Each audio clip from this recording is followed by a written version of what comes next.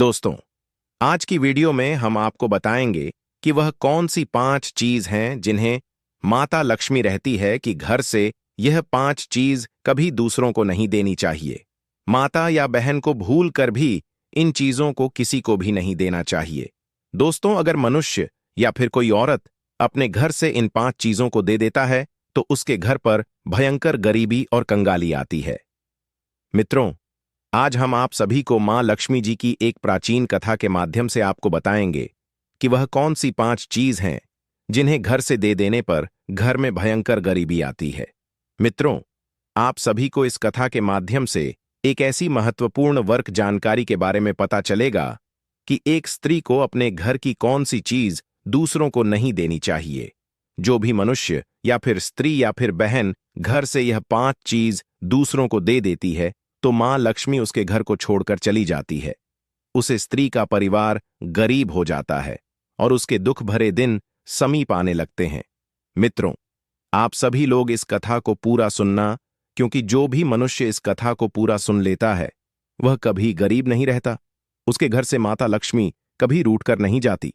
वह सदा एक खुशहाल, बहुत समय पहले वर्तमान भारतवर्ष के दक्षिण पश्चिम भाग में एक राज्य था, कमलपुर।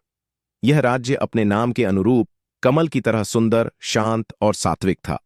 इसके चारों ओर गगनचुंबी पर्वत थे, जिनके बीच बहती थी स्वर्ण रेखा, नर्मदा और सरस्वती की धाराएं। यहाँ के जंगलों में गंधर्व संगीत करते और यहाँ की वायु स्वयं पुष्पों की सुगंध लिए बहती।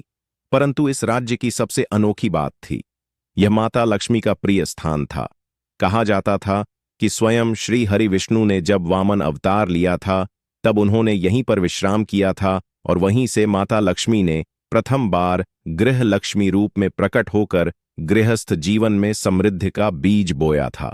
राजा रत्नसेन और रानी सुरचना इस राज्य पर शासन करता था। राजा रत्नसेन, उनका स्वरूप राजस था पर स्वभाव सात्विक। वह हर दिन ब्रह्म मुहूर्त में उठकर मां लक्ष्मी की आराधना करता और राज्यसभा में न्याय करता। परंतु यदि कोई उनसे अधिक महान थी तो वह थी उनकी पत्नी रानी सुरचना। रानी सुरचना केवल राजसी वस्त्रों में सुंदर नहीं थी, उनका तेज उनकी सादगी, सेवा और श्रद्धा में था।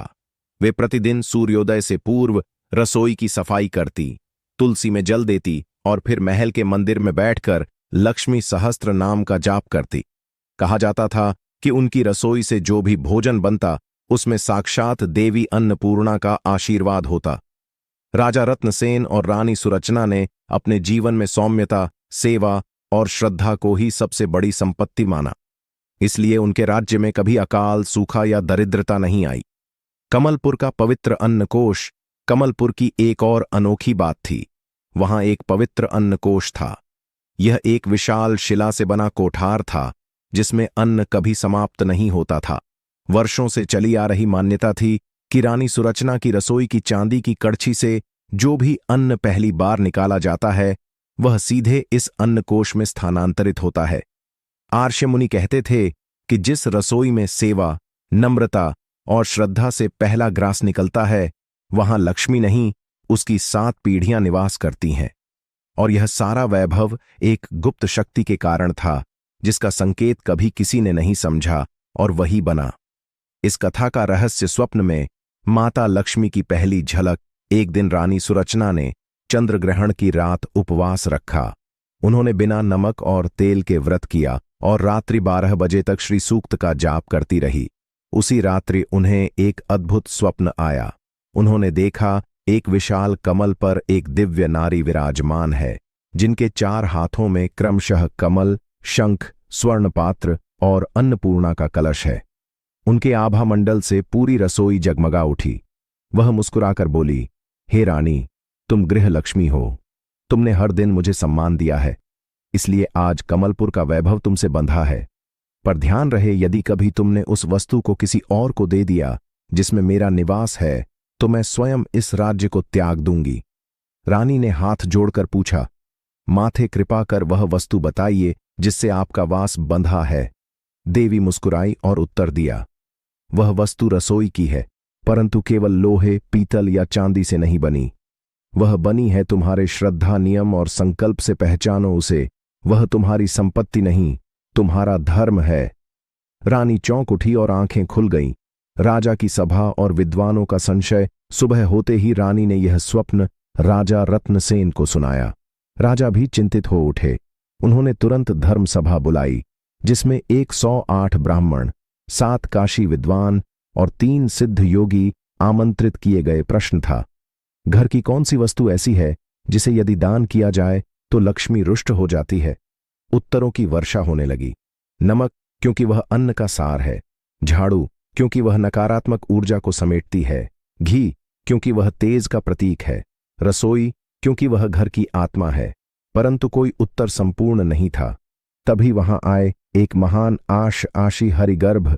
उनके शरीर पर केवल भस्म थी और मस्तक पर त्रिपुंड। उन्होंने सभा में मौन धारण किया और फिर धीरे से बोल, जिस वस्तु को तुम वस्तु समझ रहे हो वह वास्तव में तुम्हारा कर्म फल है।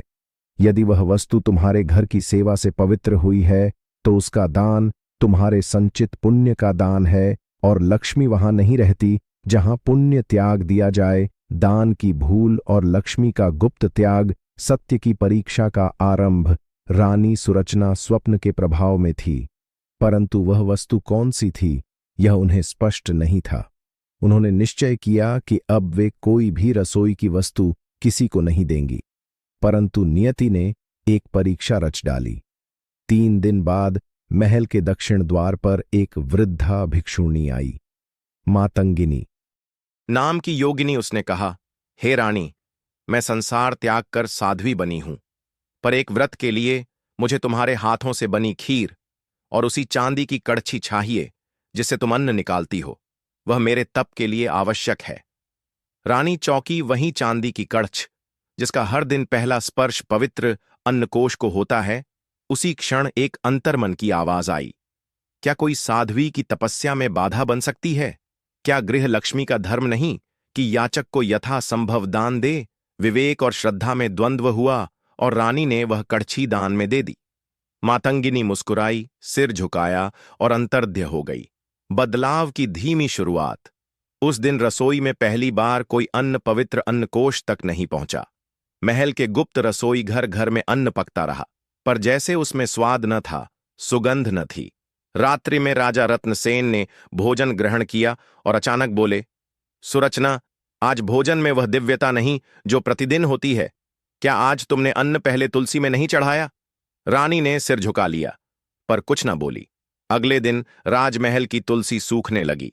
फिर तीसरे दिन राजकोष में अन्न घटने लगा। चौथे दिन पहली बार रसोई के मुख्य द्वार पर एक चींटी का झुंड देखा गया, जिसे कमलपुर के नियम अनुसार दरिद्रता का पहला संकेत माना जाता था। देवी का क्रुद्ध संकेत। उस रात्रि रानी को पुनः स्वप्न आया। अब माता लक्ष्मी ने तीव्र स्वर में कहा, मैं चेतावनी देकर गई थी। वह वस्तु केवल धातु नहीं थी, वह कर्म था, वह क्रम था, वह संकल्प था। तुम्हारी रसोई की वह कड़छी हर दिन तुम्हारे नियम, पुण्य और श्रद्धा से दिव्य बनती थी। वही मेरा आधार थी। तुमने उसे भिक्षा समझकर दान दिया, पर वह अन्नपूर्ति की वाहिनी थी, वह रसोई की आत्मा थी। अब मैं इस रसोई से विदा लेती हूं। रानी ने रोते हुए प्रार्थना की। मां थे, वह तो केवल एक कड़छी थी। देवी ने उत्तर दिया, नहीं रानी, वह एक यंत्र था। हर गृह लक्ष्मी की रसोई में एक विशेष वस्तु होती है जिसमें उसकी तपस्या का फल संचित होता है। कोई बर्तन, कोई ओढ़नी, कोई चूल्हा, कोई बेलन। परंतु जब वह वस्तु किसी को दी जाती है तो गृह देवी उस घर को त्याग देती है। राज्य का पतन आरंभ। 5वें दिन महल के बगीचे की बेला मुरझा गई। 7वें दिन नगर के 4 कुएं सूखने लगे। 10वें दिन राज्य के सबसे बड़े व्यापारी ने राज भंडार को कर देना बंद कर दिया। लोगों के मन में प्रश्न उठने लगे, क्या लक्ष्मी माता कमलपुर से रुष्ट हो गई हैं? राजा रत्नसेन परेशान थे। रानी ने सब कुछ स्वीकार किया कि उन्होंने वह कड़छी एक साध्वी को दान कर दी। आशी हरिगर्भ की भविष्यवाणी। आशी हरिगर्भ ने समाधि में जाकर ध्यान लगाया और बोले, हे राजन, अब कमलपुर केवल तभी पुनः समृद्ध हो सकता है जब रानी सुरचना उसी साध्वी को खोजें, अपने किचन के मूल नियमों की पुनः स्थापना करें और उस दिव्य वस्तु को प्रायश्चित सहित पुनः प्राप्त करें। तभी देवी लक्ष्मी का निवास इस रसोई में पुनः होगा। वनवासिनी की खोज और तप का प्रारंभ रानी का प्रण और यात्रा का संकल्प कमलपुर धीरे धीरे उजड़ने लगा था। महल के दीपक भी अब अंजले से लगते। रानी सुरचना को अब यह भली भांति हो गया था कि जिस चांदी की कड़छी को उन्होंने साध्वी को दान किया, वह कोई सामान्य वस्तु नहीं थी। वह उनकी श्रद्धा, नियमितता और नारी धर्म का प्रतीक थी, जिसमें माता लक्ष्मी का वास था। उन्होंने संकल्प लिया, मैं स्वयं वन वन जाऊंगी, तप करूंगी, पर उस दिव्य वस्तु को पुनः प्राप्त करूंगी और मां लक्ष्मी को पुनः आमंत्रित करूंगी। राजा रत्नसेन ने उन्हें रोकना चाहा, पर रानी का संकल्प अडिग था। वे बोले, हे रानी, आप अकेली इस कठिन यात्रा में कैसे जाएंगी? रानी बोली, जो स्त्री अपनी भूल से लक्ष्मी का त्याग करा बैठी, उसे उसका प्रायश्चित भी अकेले ही करना चाहिए। यह न पश्चाताप है, न भिक्षा। यह मेरा धर्म युद्ध है। रानी सुरचना की पहली परीक्षा शब्द की तपस्या। रानी ने केश खोल दिए, रेशमी वस्त्रों का त्याग किया और सामान्य साध्वी का वेश धारण किया। उन्होंने पूर्व दिशा में यात्रा आरंभ की, जहां अर्षि हरिगर्भ ने संकेत किया था। पहला पड़ाव था शब्दपुर, एक गांव जहां कोई भी बिना सोचे नहीं बोल सकता। वहां के गुरुकुल का नियम था, जो बोले वह साक्षात हो, इसलिए केवल सत्य बोलो। वह भी संतुलित। रानी ने वहां भिक्षा मांगनी चाहिए, पर गुरुकुल के द्वारपाल ने पूछा, कौन हो तुम और क्यों साध्वी व्रत लिया है? रानी ने मौन रहकर संकेत दिया। गुरुकुलाचार्य ने कहा, यदि तुम सत्य और संतुलन से उत्तर दो तो प्रवेश मिलेगा, नहीं तो यह तप निष्फल होगा। रानी ने धीरे से उत्तर दिया, मैं वह स्त्री हूं जिसने अपना पुण्य किसी और के भाग्य में लिख दिया, अब उसे पुनः पढ़ने आई हूं। गुरुकुलाचार्य मुस्कुराए, तुमने सत्य कहा, परंतु पूर्ण नहीं। जाओ, अगले आश्रम में तुम्हें शब्द नहीं, भाव से उत्तर देना होगा। दूसरे पड़ाव की परीक्षा, निशब्द तप। अब रानी पहुंची भाव वृक्ष आश्रम, जहां साधक वाणी नहीं, हृदय से संवाद करते थे। वहां उन्हें एक वानप्रस्थ महिला मिली, योगिनी अरुंधति, जिन्होंने कहा, वह साध्वी जिसे तुम खोजती हो, वह कोई साधारण योगिनी नहीं, वह देवी का अवतार थी। वह जिस किसी से वस्तु लेती है, उसे उसके कर्म फल के अनुसार परीक्षा भी देती है। रानी ने इशारे से पूछा, क्या वह मेरी परीक्षा ले रही है? योगिनी बोली, उसने तुम्हारी श्रद्धा का अनुभव करना चाहा, पर साथ ही यह भी देखा कि तुम कितना नियमों से डिग सकती हो। तुम्हारे जीवन की ऊर्जा उस कड़छी में नहीं, तुम्हारे नियमित तप में थी। अब उसका पुनः अर्जन केवल उसी माध्यम से हो सकता है, जिसका नाम है दैन्य तप। दैन्य तप, 7 नियमों का व्रत। रानी को 7 दिन और 7 रातों तक एक पीपल वृक्ष के नीचे 7 नियमों का पालन करना था। अन्न स्वयं नहीं बनाना, पर दूसरों को खिलाना। रात्रि को मौन व्रत रखना। हर भोर श्री सूक्त का जाप। तुलसी की पत्तियों पर कर उनका अर्घ्य सूर्य को देना। एक रोटी गाय को, एक कुत्ते को और एक कौवे को देना। वस्तु पर मेरा नहीं कहना। तत्काल में कड़वाहट का जवाब मुस्कान से देना। हर वस्तु को मां लक्ष्मी का रूप मानकर स्पर्श करना। इन नियमों को पूरा करने के बाद ही देवी लक्ष्मी का दर्शन संभव था। दिव्य संकेत, जलती रसोई और मां लक्ष्मी का प्रकट होना। 7वें दिन की रात रानी ध्यान में थी, जब अचानक उनके आगे एक अद्भुत दृश्य प्रकट हुआ। एक रसोई प्रकट हुई जिसमें कोई आग नहीं थी, फिर भी सभी पात्र उबल रहे थे। उस रसोई में वही साध्वी मातंगिनी प्रकट हुई। उन्होंने रानी से कहा, क्या तुम अब जानती हो कि उस कड़छी में क्या था? रानी बोली, हां माथे। वह केवल धातु नहीं थी, वह मेरी संकल्प शक्ति थी, मेरी सेवा, नियम, श्रम और श्रद्धा का केंद्र थी। लक्ष्मी उसमें नहीं बसी थी, उन्होंने मेरे कर्मों में निवास किया था। जब मैंने नियम तोड़ा, देवी वहां से चली गई। मातंगिनी मुस्कुराई और उनके स्वरूप में परिवर्तन होने लगा। वे अब साध्वी नहीं, स्वयं देवी लक्ष्मी थी, 4 भुजाओं वाली कमल पर आसीन मुस्कुराती हुई। देवी बोली, हे रानी सुरचना, तुमने नारी के वास्तविक तप का दर्शन कर लिया है। अब जाओ, मैं स्वयं तुम्हारी रसोई में पुनः निवास करूंगी, पर एक शर्त है, उस वस्तु को केवल लौटाकर नहीं, पुनः अपने श्रम और नियम से पवित्र करोगी। वह फिर से पुण्य वस्तु तभी बनेगी जब तुम अपने जीवन में पूर्व की तरह नियम और सेवा को पुनः लाओ। वापसी और पुनः समृद्धि। रानी कमलपुर लौटी। राजमहल ने घंटों तक नगाड़े बजाए। देवी लक्ष्मी की पुनः स्थापना रसोई में हुई। रानी ने अपनी पुरानी चांदी की कड़छी फिर से उपयोग में ली, लेकिन पहले दिन उन्होंने स्वयं उसका गौ सेवा, अर्घ्य, तुलसी स्पर्श और संकल्प से शुद्धिकरण किया। उस दिन से पुनः पवित्र अन्नकोश भरने लगा।